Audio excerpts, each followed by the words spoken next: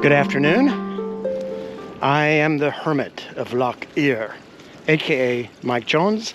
This is my series post-Christian episode number 2. Today I'm going to talk about culture and socialization, things that most people know. If they've been to college, you study those things. Here's my little creek that my hermitness. I spend a lot of time outside in nature, down by my lake, Loch Eyre, and where I do a lot of thinking and reading and listening to books and things like that. I had lived these presentations, and I tried to do it in one setting with just, I don't do retakes or anything like that.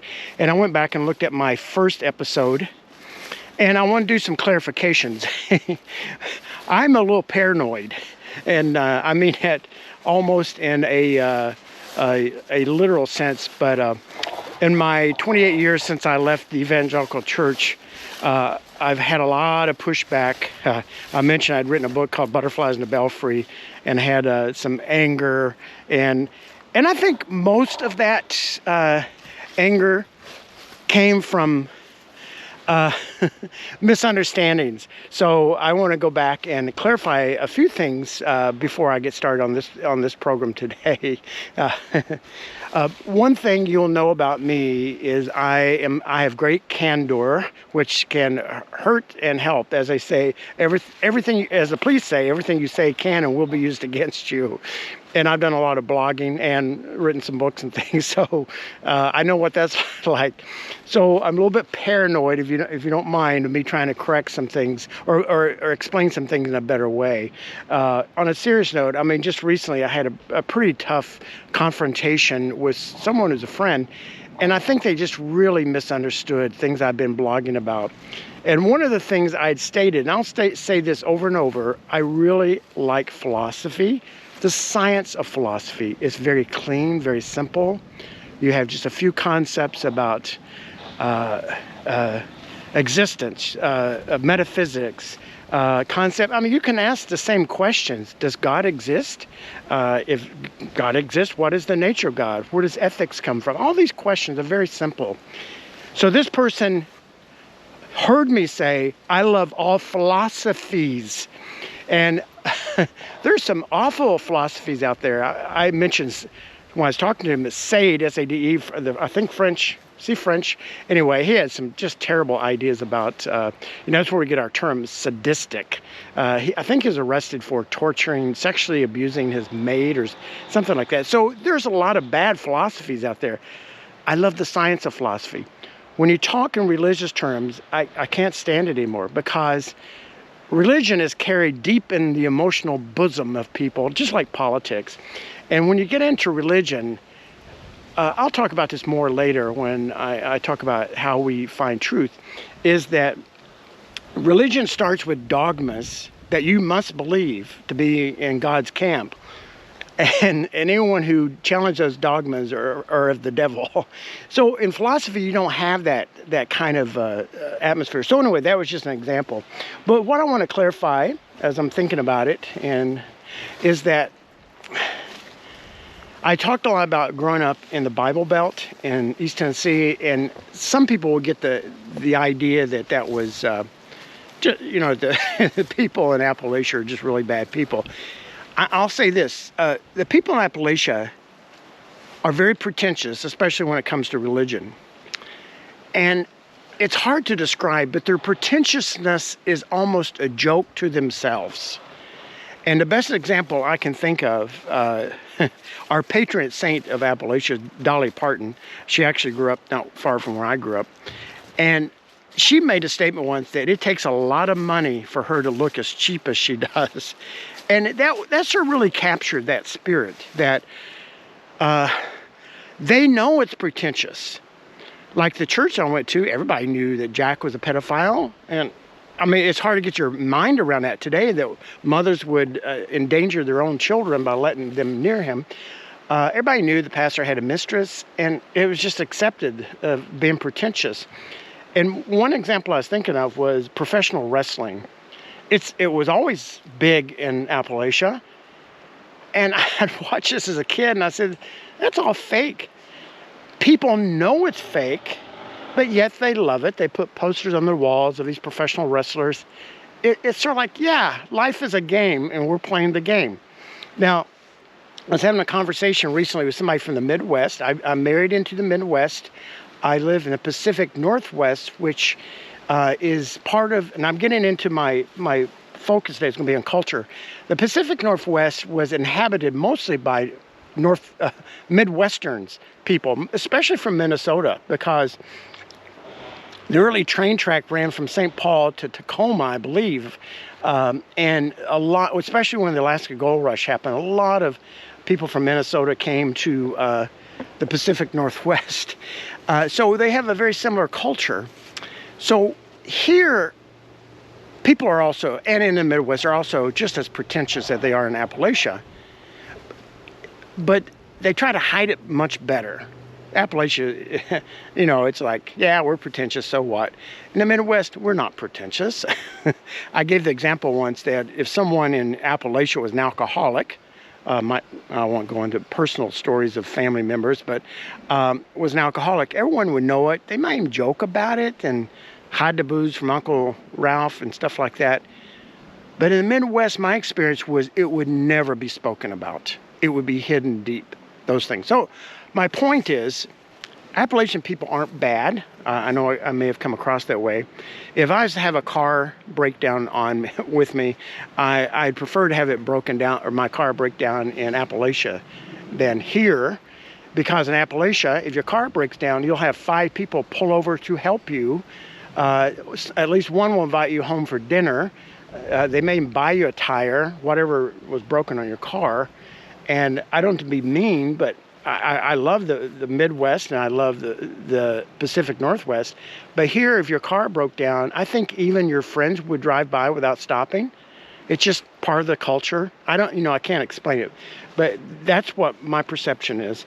Appalachia is certainly much more friendlier than Midwest or here in the Pacific Northwest. But anyway, that's another story. But it does segue into what I want to talk about today briefly. But I want to mention one other clarification. I'll be talking a lot about the church, the Christian church, and I'm not going to jump into that too much today, but people, I think, might get the wrong idea that I hate the church. That is absolutely not true. I've spent my whole life involved with churches. I personally don't like church culture. My wife likes it much better because she had a much more positive experience as a Lutheran growing up in the Midwest than I did as a story I told. Back in the late 90s, I think it was, or maybe mid-90s, I decided the answer to when I first came back to Christianity, I could not fit in with the evangelical church. I tried. To me, it was just terrible experience. So I decided to start a home church. And part of my research, I went and find the best home church in America. At that time, it was supposedly one in Denver. I went there and spent a week with them, and some parts of that was just incredible, just beautiful. But the leader of this home church movement, he had home churches in several cities, to me, brought back some bad memories. He was a cult-like figure to me, that he had absolute authority. That's the key to any type of cult, and it could be a pastor, it could be a non-denominational organization, or even like this home church, that when you see yourself as the spokesperson for God, for a group of people, that is trouble. And I sensed that with him. No one can make any decision unless they got his approval. But anyway, my point I was going to make, he hated the organized church. He would often say he wished he could drive through America and throw a lighted torch on the porch of every church and burn them down. He hated them so bad. Nothing like that. The church is full of fantastic people. They're not stupid. They're not evil. Nothing like that. And my point I'm going to be making when I talk about the church is that we're living in a post-Christian culture. Now, it doesn't mean that all the churches are going to go away next week. There'll be churches around for hundreds of years if the earth is still here.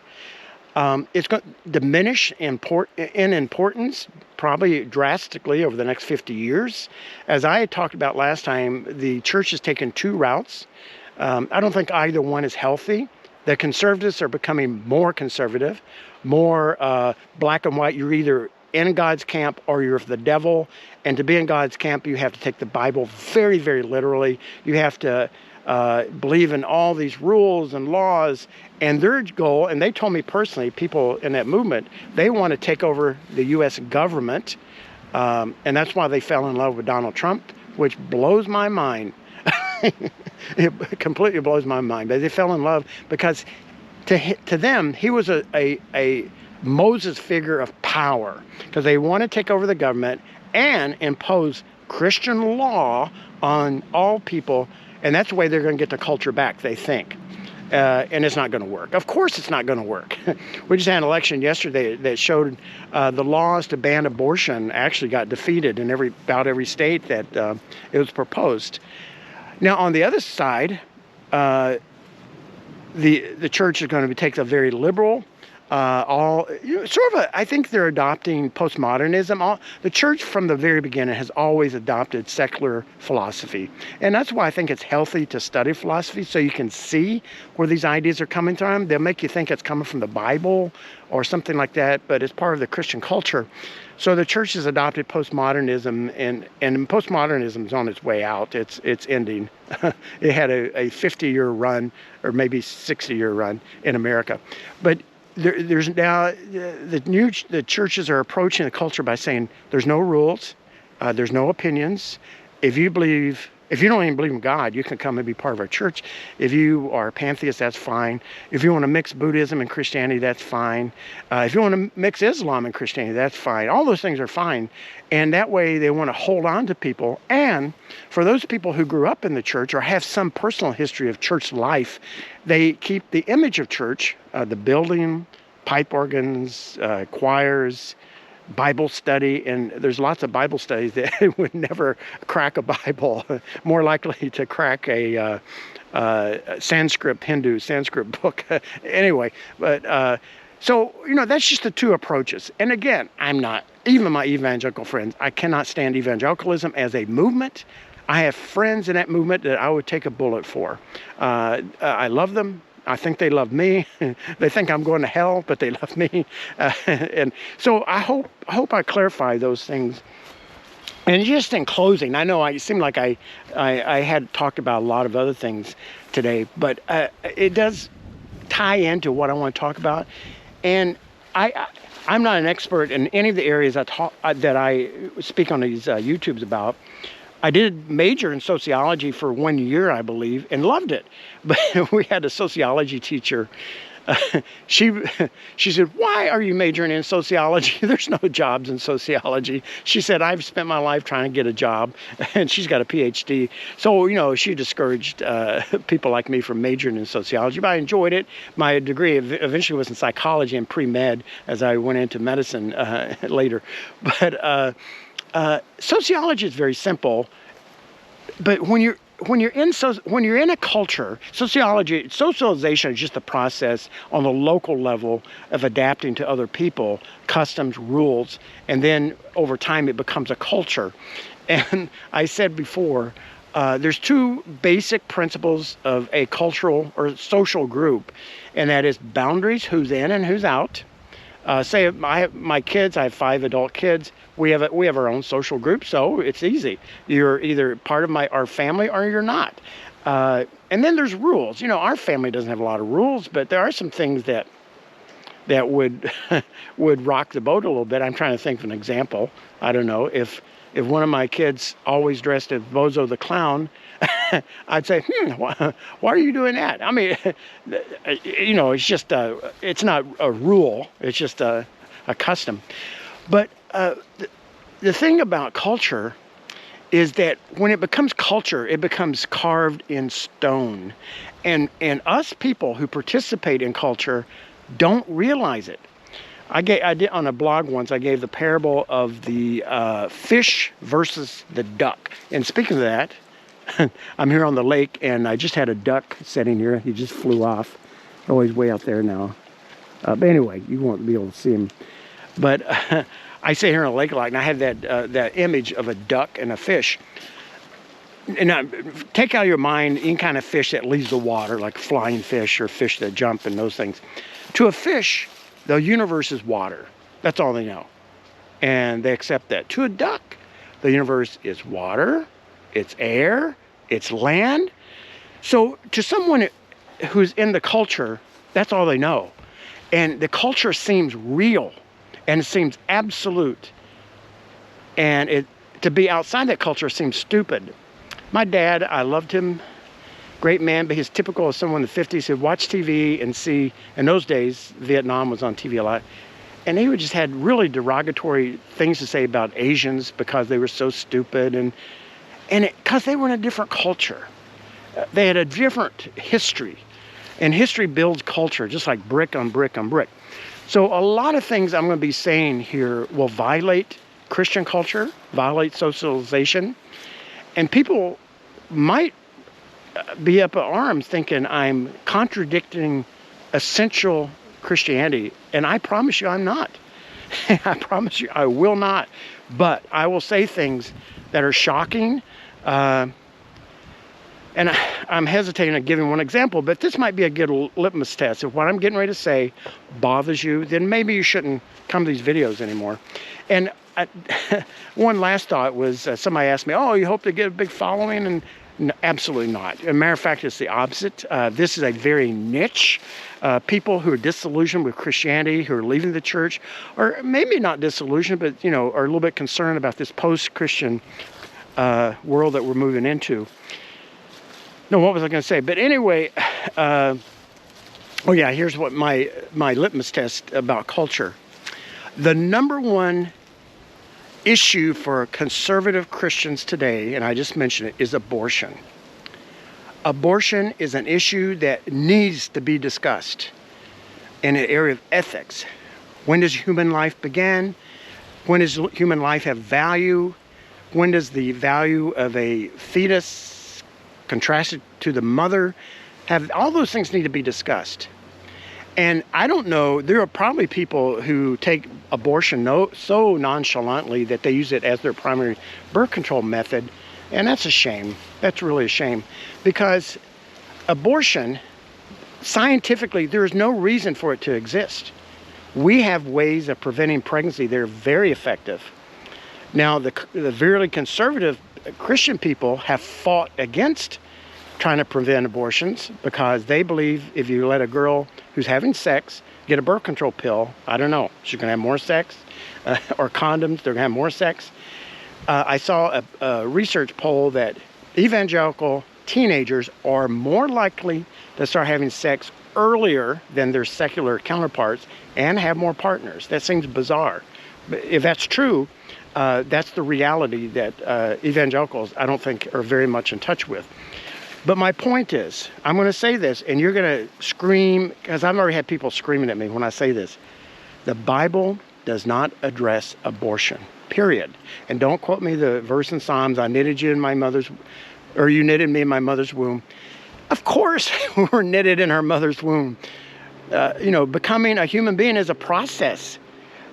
But if you go back to some of the Torah and some of the Jewish writings, to me, it's quite clear, and you can talk to a Jewish scholar, that the Bible is ambivalent about a child, a fetus, being aborted, and I want to go there. But my point is, it's not in Scripture that abortion is the same as murder. It's just simply not there.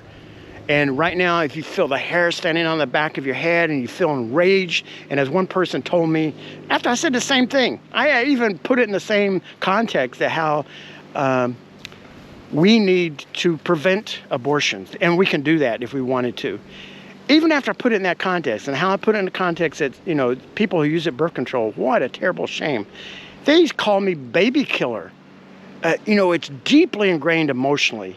Deeply ingrained in evangelical, number one issue. But the Bible does not address it. And they say they are biblical. So this idea of abortion being the worst of all evils is a cultural phenomena, not a biblical phenomena. And if that bothers you, you probably shouldn't stick around for more videos, because I don't like being punching bags, and I'm a punching bag a lot. Anyway, that ends this very casual conversation. I said to someone, to my blog group, that I'm going to do these videos because I'm alone most of my time, because I am a hermit. And this video camera becomes my Wilson, for like Tom Hanks on his Castaway movie. So anyway, you have a really good day. Come back, subscribe if this interests you. If you find what I say frustrating or disappointing, or it makes you angry, please don't come back, because I may say things that make you more angry. But you have a good day.